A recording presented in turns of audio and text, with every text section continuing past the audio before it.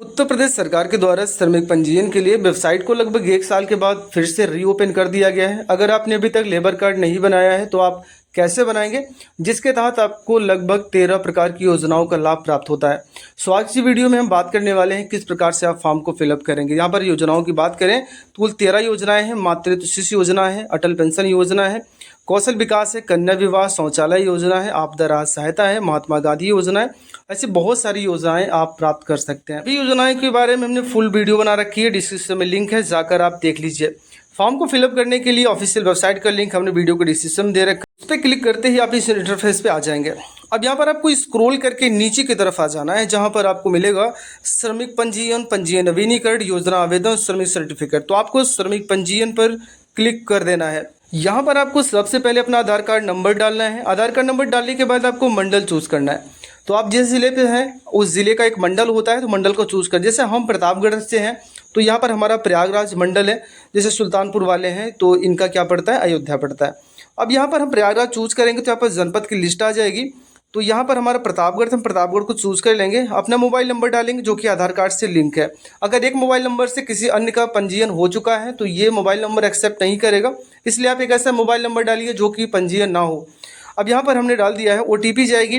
अब याद रखिएगा कि आपने एक मोबाइल नंबर दे दिया है जो कि आपके आधार कार्ड से लिंक नहीं था, लेकिन इस आधार कार्ड से जो मोबाइल नंबर लिंक है OTP भेजेंगे तो जो आपके आधार कार्ड से मोबाइल नंबर लिंक है उस पर OTP जाएगी। ठीक है ना।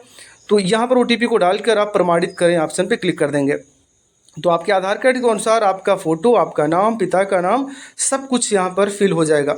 अब आपको यहाँ पर जो घोषणा लिखा गया है, यहाँ पर चेकबॉक्स नीचे दिया गया है, इस चेकबॉक्स पे आपको टिक कर देना है। उसके बाद आगे जाएंगे, जो इंग्लिश वाला है वहाँ पर भी आपको चेकबॉक्स पे टिक करना है और आधार सत्यापन के ऑप्शन पे क्लिक कर देंगे। इतना करते आप देखेंगे कि आपके आधार का सत्यापन बड़ी आसानी के साथ हो जाएगा। ये थोड़ा सा टाइम भी ले सकता है, कभी कभी ऐसा होता है। ये देखिए आधार सत्यापन हो गया है, तो ये आप देख सकते हैं, ये ज़रूर आना चाहिए। अब आपको अगला ऑप्शन आपके पास क्या है, जहाँ पर आपका नाम, पिता का नाम तो दे दिया गया है, बस माता का नाम अंग्रेजी में टाइप करेंगे तो हिंदी में वो ऑटोमेटिक कन्वर्ट हो जाएगा, जैसे मैं आपको दिखा रहा हूँ। ये देखिए जैसे हमने नाम टाइप किया वो वहाँ पर आ चुका है।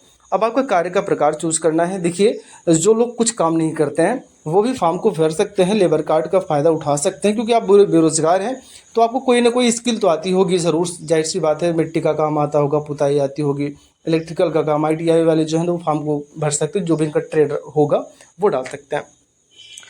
तो इनमें देख लीजिए लिस्ट बहुत बड़ी है, काम करने की जो लिस्ट है बहुत बड़ी है, इनसे आप चूज़ कर लें। ठीक है ना।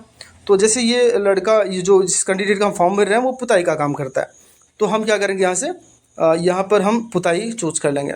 अब आपका जेंडर कन्फर्म है, जन्मतिथि है। अब आपको वैवाहिक स्थिति बतानी कि विवाह हुआ है तो विवाहित करेंगे, नहीं हुआ तो अविवाहित करेंगे। अब यहाँ पर जाति चूज़ करनी है, जैसे कि अन्य पिछड़ा वर्ग, अनुसूचित, SC ST या अल्पसंख्यक हैं, सामान्य है, जनरल है, वो चूज़ करेंगे। ईमेल ID देना जरूरी नहीं है। नियोजक का मतलब होता है कि जिसके आप काम करते हैं, तो ये देना जरूरी नहीं है। किसको याद रखेंगे कि यहाँ थोड़ी तो काम करें, अलग अलग काम करते हैं। तो ये आपको जब 12 माह में कितने दिन काम करते हैं, भाई 365 दिन होते हैं एक साल में, तो 200, 250, 300 कितने दिन काम करते हैं। 365 दिन से ज़्यादा आपको संख्या पर नहीं डालनी है। ठीक है ना। तो यहाँ पर हम कुछ भी डाल दें, 250, 260 जो मन करे डाल दीजिएगा। अब यहाँ पर शिक्षा का स्तर पूछा था, कहाँ तक आपने पढ़ाई की है। जैसे स्नातक की है तो स्नातक डाल दीजिएगा। यहाँ पर एक ऑप्शन आपको दिखाई दे रहा है कि यदि श्रमिक मनरेगा में कार्यरत है तो टिक करें। अगर नरेगा जॉब कार्ड आपका बना है तो टिक करिए, अगर नहीं बना है तो आप छोड़ सकते हैं और सेव डिटेल एंड नेक्स्ट के ऑप्शन पे क्लिक कर दीजिए। तो आपका जो डेटा है वो पहला स्टेप कंप्लीट हो जाएगा, सेव हो चुका है। अब दूसरे स्टेप पे आपको क्या भरना है, अपना एड्रेस का डिटेल। जनपद आपका आया हुआ पहले से ही, तहसील आपको चूज़ करनी है। तहसील को चूज़ करने के बाद आपसे पूछा जा रहा है कि अगर नगरीय हैं कि विकास खंड में आते हैं, तो नगरीय वाले हैं तो नगरीय में, अगर विकास खंड तो विकास खंड चूज़ करें। फिर आपके विकास खंड की लिस्ट आपके सामने आ जाएगी, यहाँ से आप चूज कर लीजिए। फिर आपके गाँव का नाम आएगा, गाँव का नाम अपने ढूंढ लीजिएगा इस दिए गए लिस्ट में से। ठीक है ना। उसके बाद यहाँ पर अपना पोस्ट चूज कर लेंगे, जो भी आपका पोस्ट पड़ता हो। एकदम आराम से फॉर्म भरिएगा, गलत नहीं होना चाहिए, क्योंकि ये बाद में करेक्शन होने में बड़ी प्रॉब्लम होती है। उसके बाद यहाँ पर थाना आपका डालना है, थाना कौन सा आपका पड़ता है। ठीक है। फिर गली मोहल्ला ऑटोमेटिक आ चुका है वो, अगर नहीं आया है तो डाल दीजिएगा। मकान संख्या छोड़ दीजिए, चेक बॉक्स पे आप टिक कर दीजिएगा। यहाँ पर आवेदक का स्थायी पता, तो वो ऑटोमेटिक क्या करेगा, ऊपर वाला डेटा नीचे फिल हो जाएगा। आपको यहाँ पर सेव डिटेल एंड नेक्स्ट के ऑप्शन पे क्लिक कर देना है। यहाँ डेटा भी कंप्लीट हो चुका है। आगे बढ़ेंगे, जहां पर आपसे पूछा जा रहा है कि विदेश में भी काम करने के अगर इच्छुक हैं तो यस करिएगा, अगर नहीं है तो नो के ऑप्शन पे क्लिक कर दीजिए। ठीक, हम नहीं करते हैं। नॉमिनी का विवरण, आप जैसे लेबर कार्ड होता है ना, तो उसमें बहुत सारी योजनाएं आपको मिलती हैं। तो उसमें होता है जैसे आपकी डेथ हो जाती तब भी आपको पैसे मिलते हैं, अगर आप विकलांग हो जाते कार्य करते समय तो भी आपको पैसे मिलते हैं। जैसे आपकी डेथ हो जाती है तो वो पैसा किसको मिलेगा, तो नॉमिनी आप बना लीजिए, ठीक है ना। उसका नाम डालेंगे अंग्रेजी में और हिंदी में ऑटोमेटिक कन्वर्ट हो जाएगा। श्रमिक से क्या संबंध आपका है, जैसे माता पिता भाई बहन पत्नी जो भी हो आप डाल सकते हैं। यहाँ पर श्रमिक के परिवार के सदस्यों का विवरण भी आपको जोड़ना पड़ेगा कि भाई आपके ऊपर कौन कौन निर्भर है। जैसे आपकी शादी हुई है तो आपकी पत्नी, आपके बेटे या बेटी हैं। अगर आपकी शादी नहीं हुई है तो मम्मी पापा अगर आपके ऊपर निर्भर हैं, भाई बहन है, तो उनका नाम यहाँ पर आपको जोड़ना पड़ेगा। उसमें करना क्या होगा, सदस्य का नाम डालिएगा, हिंदी में कन्वर्ट हो जाएगा, आधार नंबर डालिएगा।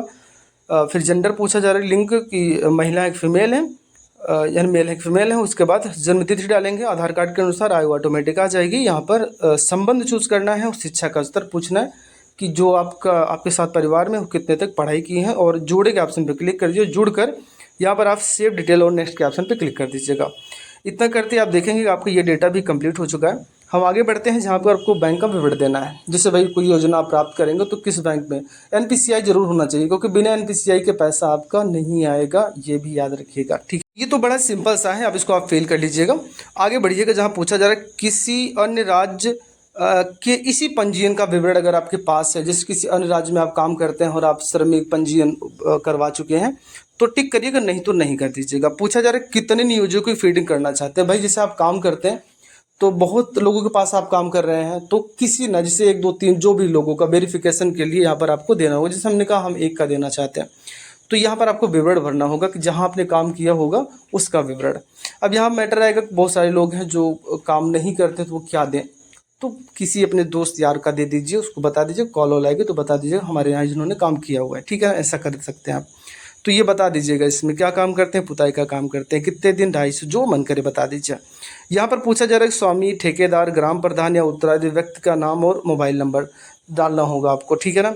उस व्यक्ति का नाम बता दीजिए और उनका थोड़ा पता बता दीजिए उसमें लिखकर, और मोबाइल नंबर एक दे दीजिए। अब आप समझ चुके हैं, इसके पहले हमने बता रखा है क्या करना है आपको। इस प्रकार से आपको डेटा यहाँ पर दे देना है।